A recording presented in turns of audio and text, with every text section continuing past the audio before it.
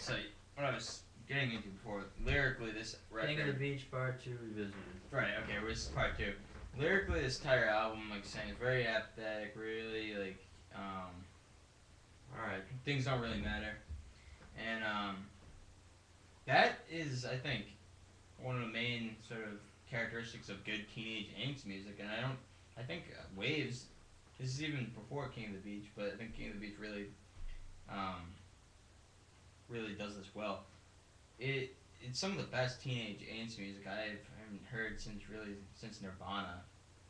In that era, I don't think you don't really hear good teenage angst music anymore in the mainstream or underground.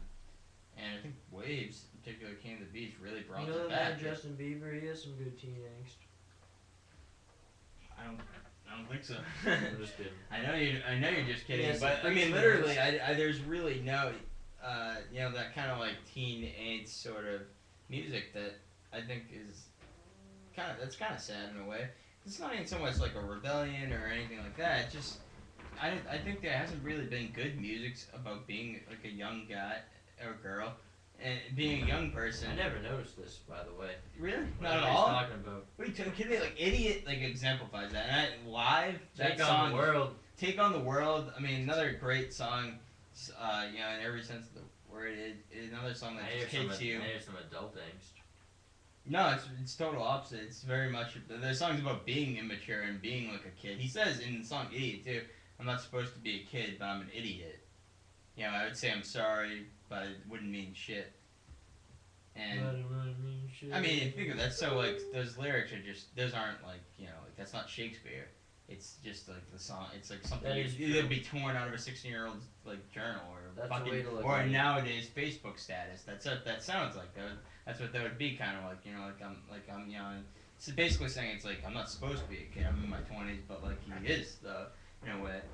Although I wouldn't personalize it to you can't really take any of this shit too seriously. That's another thing of the album. It's not to be taken that seriously. It's a great slacker.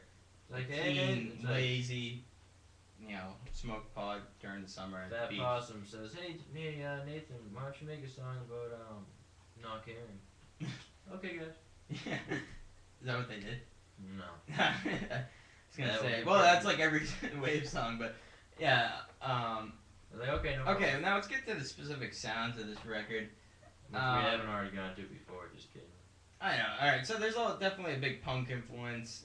It's definitely an influence of Jay Retard. His Really? band. Well, because obviously the band. Not even just the spirit. I think the music itself is very much Jay did all of his reminiscent of Jay. recordings by himself. Okay, maybe not the recording, but the music, the playing definitely has a big I don't know. role in it. And like I think Jay's like the fact that it's Jay's backing band is really important. I think they bring Brings a lot to that table. Yeah, they brought a lot to the way. I don't think it's because they were, involved with Jay though. That is I think what I would. it is, but I think Jay spiced him up, and I don't think any of that really translates into the Waves. Alright, well, I Other than like musical.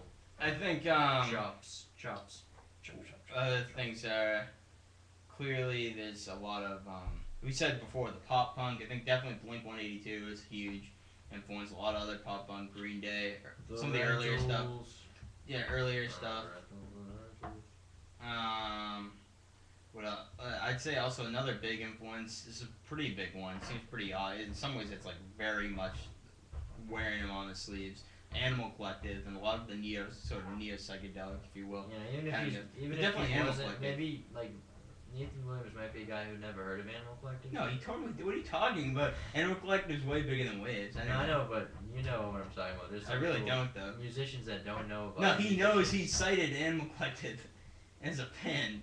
He said I love Animal Collective to death. Never mind. He said I love Blink-182 and Animal Collective to death. Okay. Those are the two most obvious. I didn't see those that, are the two most obvious influences. John Norris and the songs like Baseball Cards is another Mickey Mouse and a few others. Very Animal Collective-esque. It sounds like a poor man's Animal Collective, but it's still like the best you could get from some kid playing. It's more like Animal Collective, Merriweather Post-Philly and Post-Pavilion. Okay, yeah. Whatever.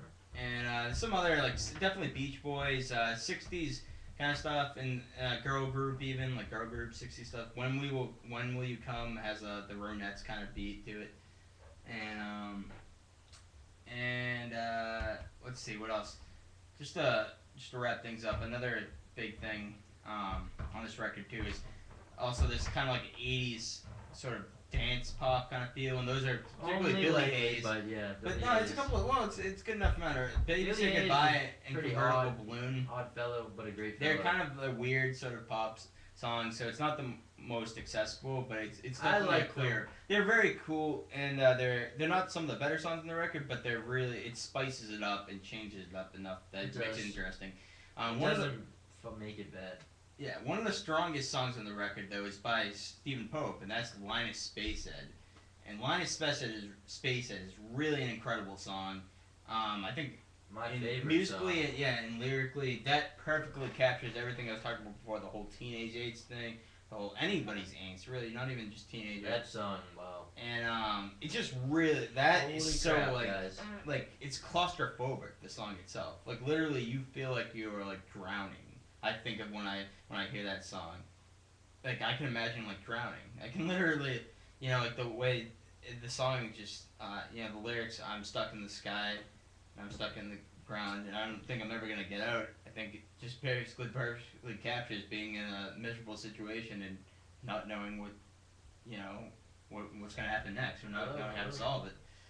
And Waves does just basically all this stuff in a really fun, laid back, carefree way. I mean, that's basically the heart of this album is that it's just a fun record. To wrap things up, Wrap things up, yeah. I think, yeah, no, is It'll one still point. be a summer 2011. Oh, record. it absolutely will. I mean, No doubt, we guys. had plenty of records we enjoyed last year. I loved Gay singles from Hunksness Punks and Halcyon Digest from Deer Hunter, but we're not revisiting them. So this is really the gem of Clam 2010, and It still Waves has King of the some- Beach. I'm gonna give a 9.5 out of 10, or definitely over a 9. One of my favorite records ever. Wow. Peace out. That is quite the statement. I wouldn't go there, but quite the